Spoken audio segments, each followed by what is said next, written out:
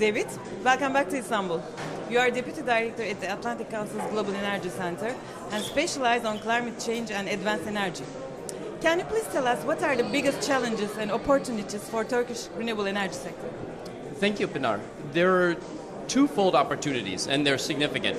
First of all, Turkey has abundant renewable energy resources, and some of the most diversified renewable energy resources in the world. You think about the fact that they have prolific solar, wind, geothermal, and hydro resources, with only hydro really being significantly exploited and capitalized on up to this point. So tremendous opportunities to develop further. There's also a logic for developing those resources. When you look at Turkey's energy security priorities, when you look at Turkey's energy affordability priorities, and when you look at their sustainability goals in line with the Paris Agreement and broader efforts to just provide clean air and clean energy to citizens.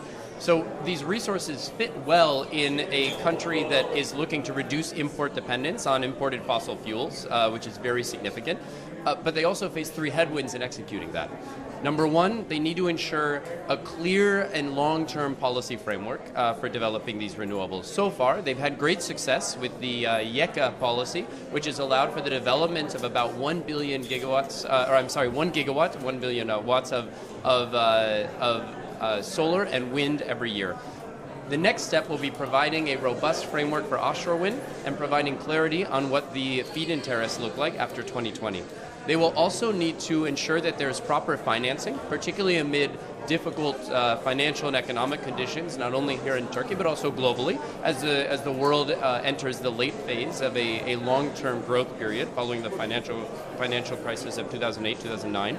And then finally, they're going to need to make sure that they can balance their desire for local content requirements and local development of manufacturing capacity for renewable energy with cost constraints. And so how do you make sure that you're developing factories and a robust industrial base around the advanced energy economy here in Turkey while still ensuring that you're deploying renewables at the pace you want and at the cost you want? That will be a delicate balancing act for Turkey, but I'm sure the country's up to it. Thank you very much, David. This is all the questions we will discuss today at our conference, jointly organized by the Atlantic Council and the World Energy Council Turkey. Thank you. Thank you.